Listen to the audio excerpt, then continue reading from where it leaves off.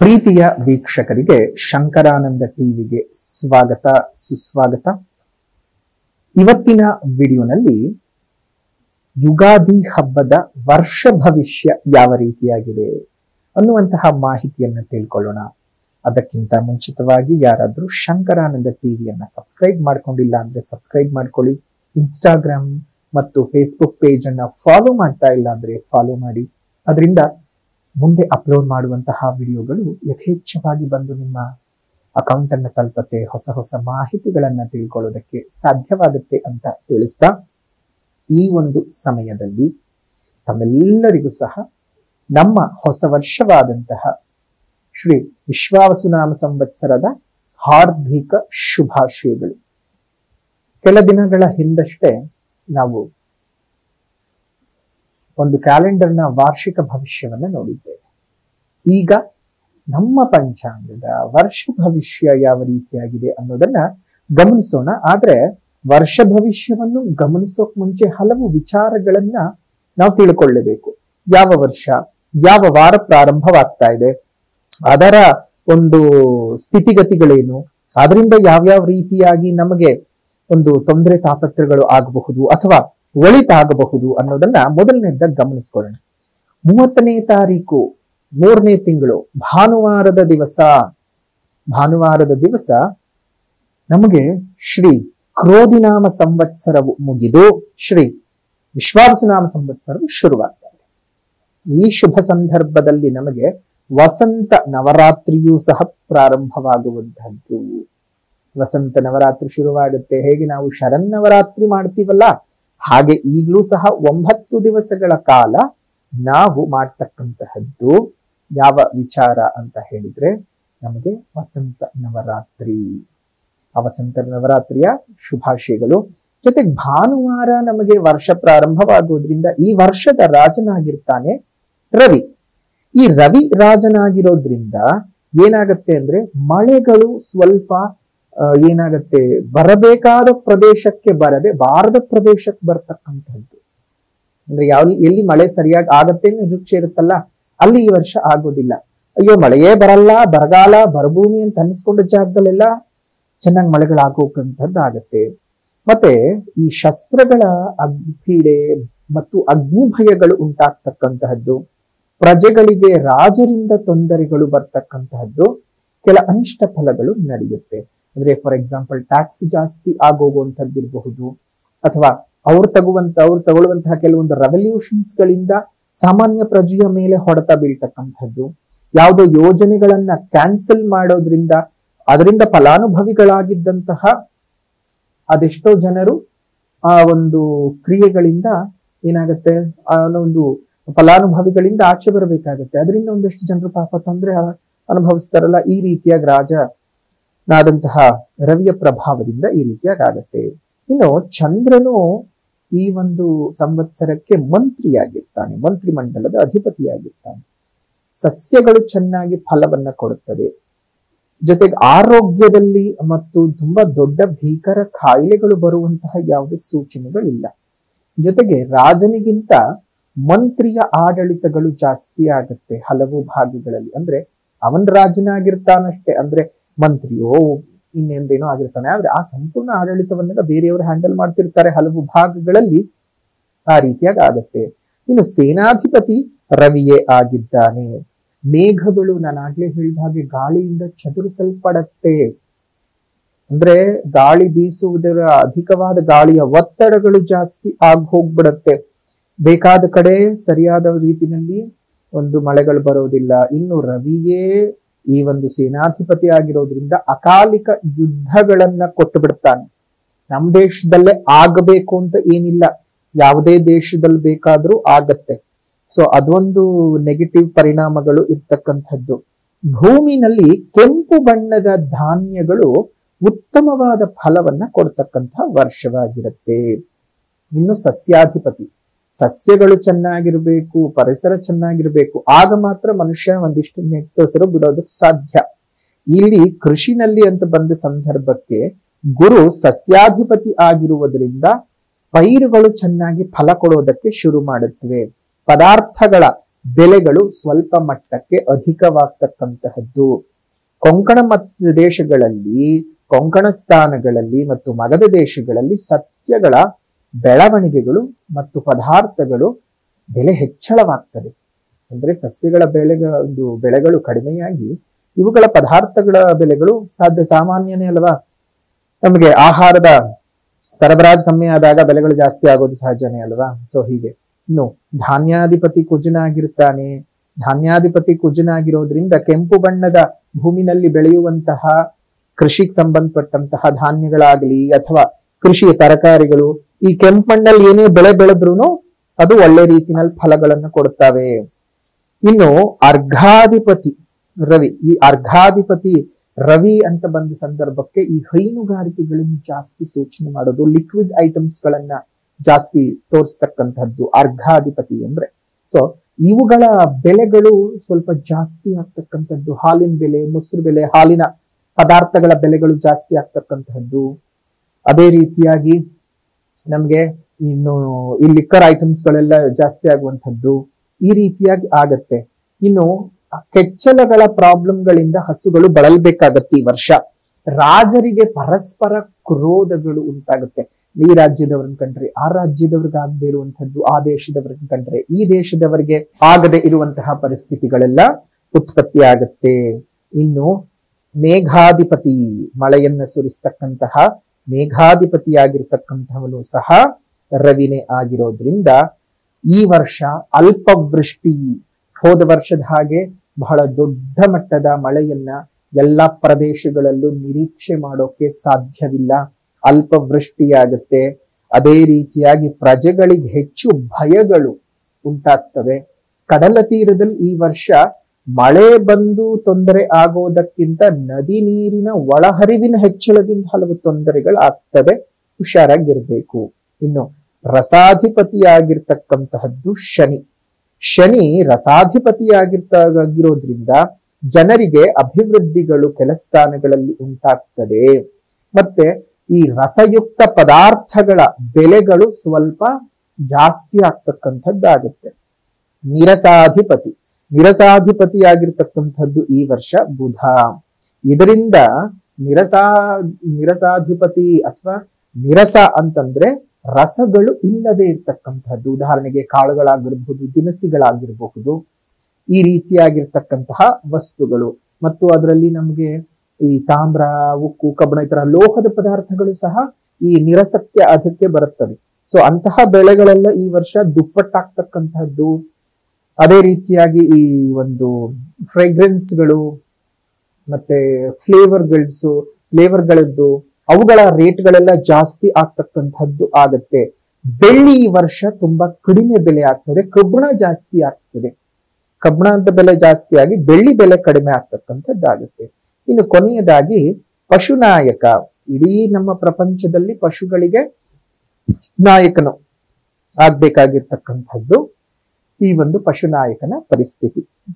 ಈ ಪಶುನಾಯಕನ ಪರಿಸ್ಥಿತಿ ಅಂತ ಬಂದ ಸಂದರ್ಭಕ್ಕೆ ನಿಮ್ಮ ಒಂದು ಸ್ಥಾನಗಳಲ್ಲಿ ಯಾವ ರೀತಿಯಾಗಿ ಇರುತ್ತೆ ಅಂತಂದ್ರೆ, ಪಶುಗಳಿಗೆ ಈ ವರ್ಷ ಅಂತಹ ಉತ್ತಮದಾಯಕವಾಗಿ ಇಲ್ಲ.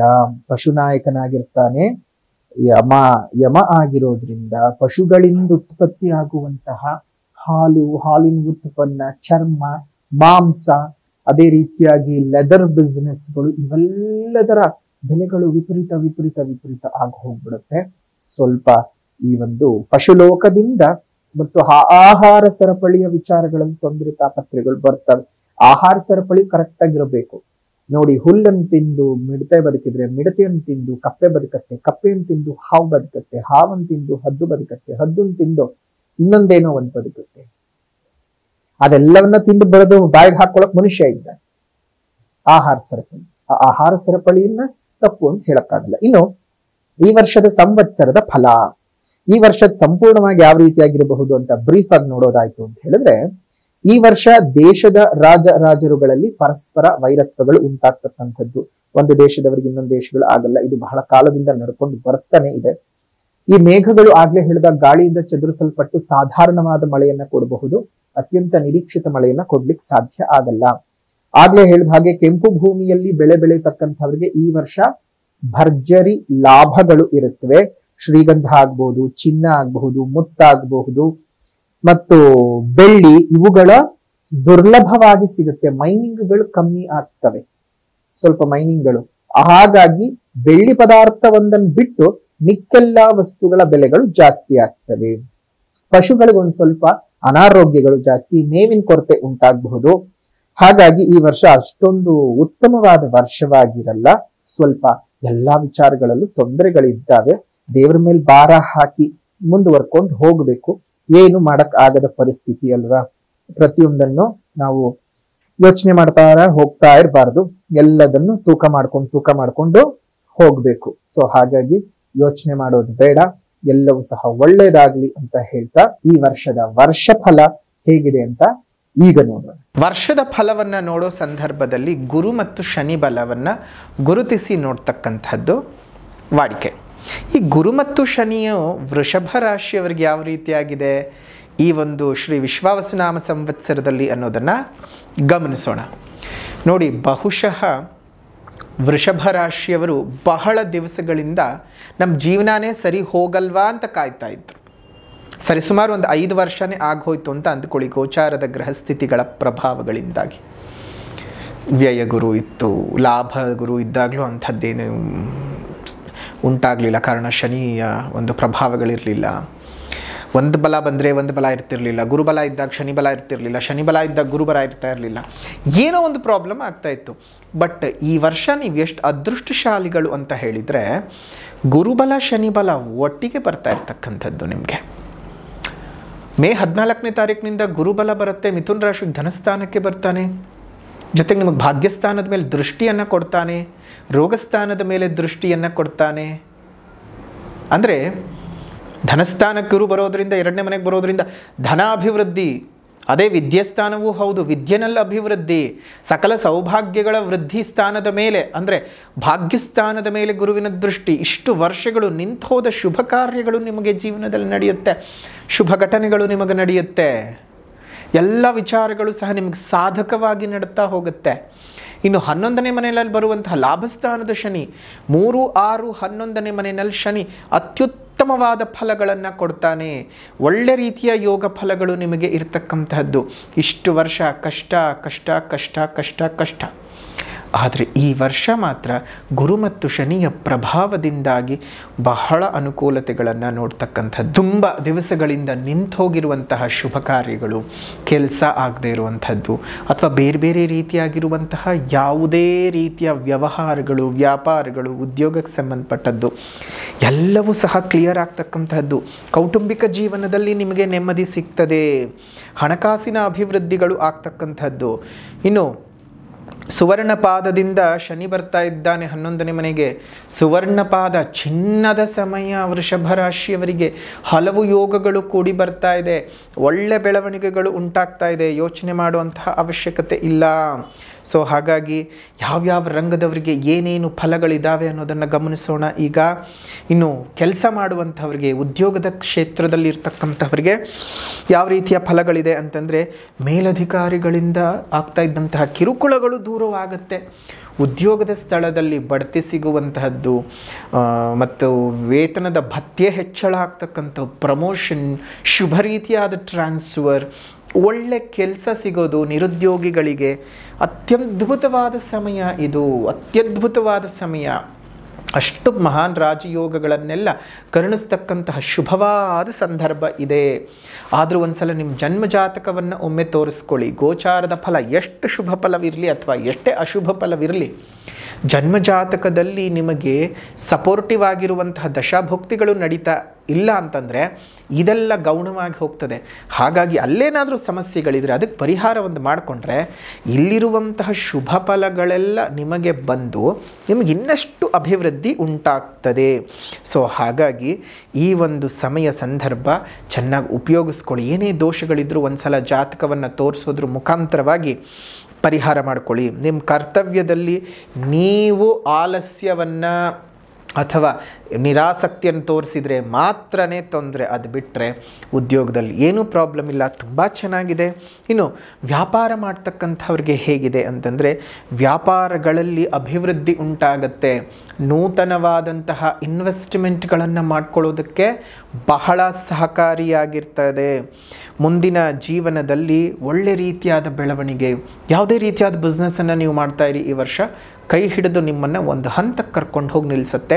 ಎಲ್ಲ ಚೆನ್ನಾಗಿದೆ ಅಂದಾಗ ಮನುಷ್ಯನಿಗೊಂದು ಸ್ವಲ್ಪ ದುರಾಸೆ ದುರಹಂಕಾರಗಳು ಬಂದು ಕೂತ್ಕೊಳ್ಳೋದು ಸರ್ವೇ ಸಾಮಾನ್ಯ.